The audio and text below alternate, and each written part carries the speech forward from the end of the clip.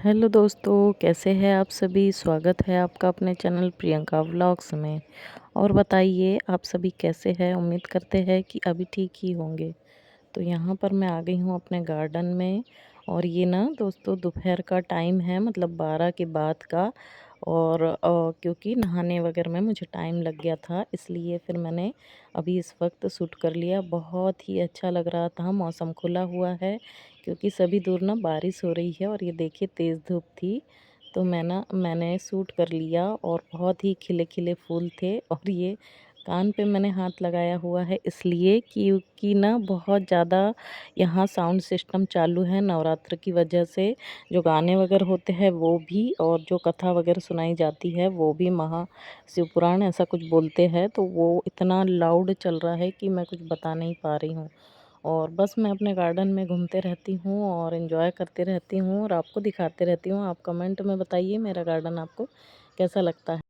और शोर के मामले में एकदम सामने मंदिर पड़ जाता है, इसकी वजह से ना एकदम जो लाउड स्पीकर है घर का, घर जो हमारा सबसे फ्रंट में पड़ता है, 2-3 घर है और इस तरफ से जो घर वगैरह है, तो बहुत तेज़ वेव आती है। यहाँ तक कि जो हमारे ऊपर के छत वगैरह है, घर का सामान है, वो भी वाइब्रेट करने लगता है। तो सोचिए अभी 10 दिन की बहुत ज़्यादा परेशानी है साउंड सिस्टम की वजह से। और लोगों को समझना चाहिए कि भक्ति जो है वो दिल से की जाती है, ना कि इतने शोर के द्वारा। पता नहीं लोग इस बात को क्यों महसूस नहीं करते हैं कि उनके इस कार्य की वजह से दूसरों को भी बहुत परेशानी हो सकती है। और ये ऐसे काम ना वायु प्रदूषण में भी आते हैं, क्योंकि इससे बहुत जानवरों का, पक्षियों का जो वाइब्रेशन में महसूस होती है वेव, उनकी वजह से सारे लोग परेशान हो जाते हैं, पक्षी और इंसान लोग भी। तो यही बात है, पता नहीं मेरी बात आप तक पहुंच पा रही है कि नहीं, आप समझ पा रहे हैं कि नहीं, पर मैं उम्मीद करूंगी कि आपको मेरी ये बातें समझ आए। और मैं यहाँ पर आ गई हूँ ब्लाउज़ स्टिच करने के लिए, अपना 3rd ब्लाउज़। और मुझे बहुत ही अच्छा लग रहा है ब्लाउज़ कटिंग करते वक्त। और ना मैंने बहुत इत्मीनान से ये काम निकाला है आज, बिना किसी टेंशन के। और मेरा बड़ा मन था कि मैं इस प्रकार से अपने ही ब्लाउज़, जो साइड साड़ियाँ होती है ना, जिनका ज़्यादा भी वो नहीं रहता है, जिसको हम सी सकते हैं, वही मैं काम कर रही हूँ, ताकि कुछ भी ऐसी बातें हो तो हम सुधार सके। ज़्यादा हैवी ब्लाउज़ों पे, मतलब अच्छे जो स्टोन वर्क वाले रहते हैं, उस पे कोई ऐसा काम ना करे कि वो बिगड़ जाए तो हम सुधार ना पाए। तो यही वो काम है और मुझे उम्मीद है पूरी कि ना मैं इसे बहुत परफेक्टली और जैसा मैं चाह रही हूँ वैसा ही सिले। आप देखिएगा ज़रूर, यदि जिसको ब्लाउज़ स्टिचिंग आती है, कटिंग आती है ना, तो उनको अजीब थोड़ा लगेगा, लेकिन ये जब बन जाएगा तो इसकी डिज़ाइन ज़रूर मैं शेयर करूँगी आपके साथ में, कि ये कैसा मैंने तैयार किया है और मेरा क्या पर्पस था इसकी कटिंग करने का, ठीक है ना? और दोस्तों जो ये मैं वॉइस ओवर कर रही हूँ ना, ये सुबह सवेरे का टाइम है, 6:30-7 बजे के करीब कर रही हूँ मैं। क्योंकि अभी आप यकीन नहीं मानोगे, इनका जो शोर है ना ये सुबह से चालू हो जाता है, बहुत सुबह से, और इतना लाउडली होता है कि बर्दाश्त के बाहर हो जाता है। बहुत तेज़ी हैवी साउंड सिस्टम चलाते हैं और साउंड भी ऐसा सिलेक्ट करते हैं, बिल्कुल जो डीजे टाइप का होता है ना, जिसमें बहुत सारा रहता है सिस्टम। और मेरे एक लाइव पे ना इसकी वजह से कॉपीराइट भी आ गया था, तो मैं बहुत डर गई थी। तो अभी मैं लाइव भी नहीं कर पा रही हूँ, ना ही वॉइस ओवर कर पा रही हूँ। और मैं उम्मीद कर रही हूँ कि कब ये तांडव बंद हो और कब हमारा काम फिर से शुरू हो स्मूथली। और बहुत ज़्यादा परेशानी हो रही है, सच में बता रही हूँ मैं आपको। और लोग भी ना इसके प्रति बहुत ज़्यादा जागरूक नहीं हैं, सजग नहीं हैं, पता नहीं क्यों भगवान की भक्ति में और शोर में फ़र्क नहीं कर पाते हैं। और मोहल्ले पड़ोस वाले इसका विरोध नहीं कर पाते। विरोध का मतलब नहीं है, यदि कोई पेशेंट है, विद्यार्थी है, किसी परीक्षा की तैयारी कर रहे हैं, या फिर कोई शांति प्रिय लोग हैं, तो उनका कितना ही नुकसान हो रहा है। 10 दिन ज़िंदगी के कितने ज़्यादा बर्बाद हो रहे हैं।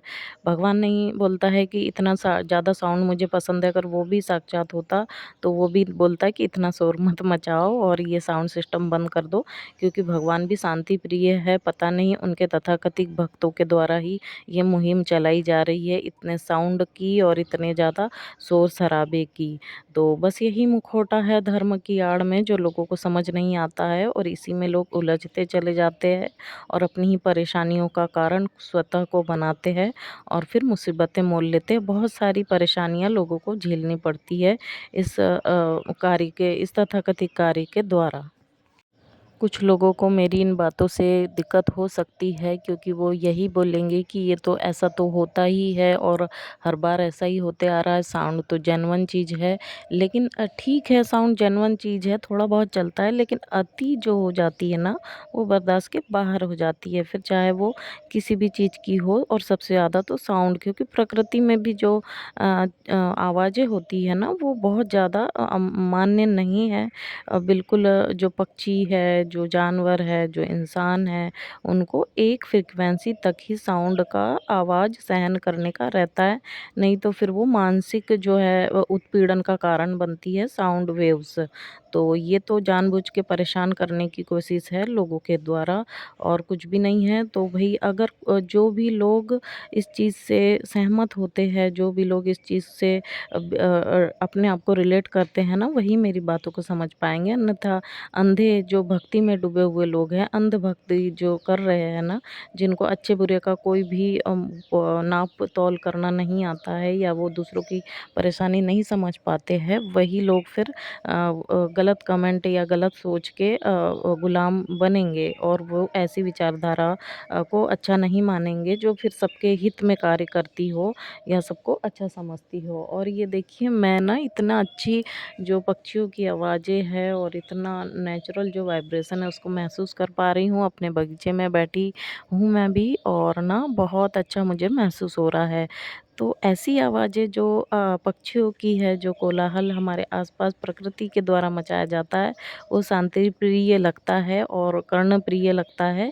लेकिन जो मनुष्य द्वारा फैलाया जाने वाला, गुलाम बनाने वाला ऐसा साउंड, जिससे परेशानी हो सकती है, किसी भी चीज़ को लेकर हृदय में मतलब डर बैठ जाता है ऐसे साउंड सिस्टम से, तो फिर वो चीज़ें पसंद किसी को भी नहीं आना चाहिए। तो यही बातें बहुत सारी हो गई है, और यहाँ आपसे बातें करते-करते मैंने अपने ब्लाउज़ की कटिंग भी कर ली है। तो आपने कुछ तो नोटिस किया होगा मेरी ब्लाउज़ कटिंग में, क्योंकि मैं बता दूँगी आपको जब मैं ये पूरा स्टिच होगा तब। और ब्लाउज़ कटिंग के बाद ना मैं थोड़ा आराम करने चली गई थी, क्योंकि अगेन दिन में वही हुआ था, बहुत ज़्यादा साउंड सिस्टम था। तो फिर क्या ही करती मैं, तो फिर मैं दूसरा काम लेकर बैठ गई थी थोड़ा आराम करने के बाद। तो यही पूरी चीज़ें हैं दोस्तों। और यहाँ पर मैंने पूरा ब्लाउज़ देख सकते हैं आप, कटिंग कर लिया है, और ये मेरा काम एक पूरा हो गया है। और कल से ये देख सकते हैं आप लोग इस तरीके से, और ये 36 साइज़ का ब्लाउज़ है, इसलिए आपको इतना हैवी साइज़ दिख रहा होगा। बाकी की स्टिच करने के बाद ये बहुत अच्छा फिटिंग होगा। ऊपर से बॉडी दिखने पर ऐसे लगती है, मतलब बॉडी साइज़ कि नॉर्मल होगा, लेकिन जब पहनते हैं ना, तो मुझे बहुत टाइट या बहुत ज़्यादा कसा हुआ बिल्कुल भी अच्छा नहीं लगता है। इसलिए मैं जो है थोड़ा-सा ढीला टाइप का पहनना पसंद करती हूँ, जो लोगों को दिखाई भी ना दे कि बहुत लूज़ है, और मुझे भी कंफर्टेबल लगे। क्योंकि आजकल सभी लोग ना घर में गाउन वगैरह वेयर करते हैं, साड़ी मैं भी नहीं पहनती हूँ, लेकिन जो भी साड़ियाँ आई हुई है, मैं चाहती हूँ कि अब उनके ब्लाउज़ मैं ही स्टिच करूँ, मैं ही तैयार करूँ।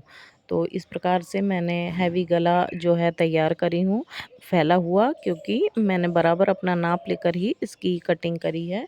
वही चीज़ मैं आपको विज़िबल करा रही हूँ।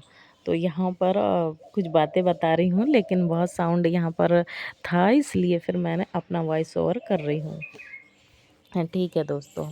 और आजू-बाजू लग रही है खर्रेटे से ज़ोरदार सफाई हो रही है बहनों द्वारा। अब मुझे बहुत ज़्यादा शोर सुनाई आ रहा है, और बड़ी ही हँसी भी आ रही है कि सुबह हमारी जो सारी सिस्टर्स लोग हैं आजू-बाजू की, वो काम में एक्टिव हो जाती है, अपने काम के प्रति बहुत ज़्यादा जुझारू हो जाती है। फिर सुबह से शाम तक उनके रूटीन वर्क चालू हो जाते हैं। और मैंने भी सोची हूँ, क्योंकि मैं अभी सुबह उठ पा रही थी कुछ दिन पहले, लेकिन फिर आलसी कर रही थी, फिर से लेट उठने लग गई थी, लेकिन मैंने भी सोचा है चाहे छुट्टी क्यों ना हो गई हो, लेकिन सुबह से ही अपने काम निपटाना शुरू कर दे, क्योंकि बच्चों के स्कूलों के बाद अभी ज़्यादा काम नहीं रहते हैं, ज़्यादा हड़बड़ाहट नहीं होती है, और बहुत सारे काम मैंने निपटा लिए हैं किचन वगैरह के, और भी बहुत सारे ज़माने के जो भी मेरे को था जमाना, तो वो तो सारे कर लिए हैं। बाकी वैसे जो हमारे डेली रूटीन के वर्क हैं, वो तो लगे ही रहते हैं। तो इस वजह से मैं थोड़ा इत्मीनान रख रही मतलब मुझे थोड़ी शांति है मन में।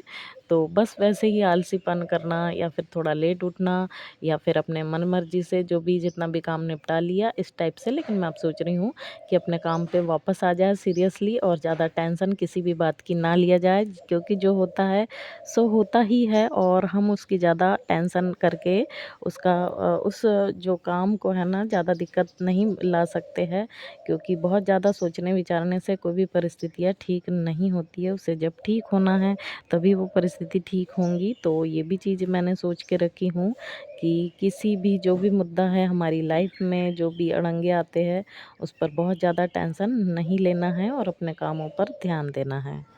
ठीक है दोस्तों, बहुत ज़्यादा मेरा लंबा जो है व्लॉग हो गया है और काम मेरे जारी है लगातार यहाँ पर और ऐसे ही चलते रहेंगे और मैं आपके लिए ऐसे ही व्लॉग लाते रहूँगी डेली में और जल्दी अपने ही वॉइस ओवर कर लिया करूँगी। मैंने आपको आज का कारण बताया है कि शोर कितना ज़्यादा है, हद से ज़्यादा है, एक लिमिट तक रहे तो भी कोई दिक्कत नहीं है और मैं नहीं चाहती कि किसी प्रकार का बवाल मेरे दिमाग में आए और मैं उस टाइप का व्यवहार करूँ ताकि लोग फिर कहे कि ऐसा क्यों कर रही हो, वैसा क्यों कर रही हो। ठीक है ना दोस्तों?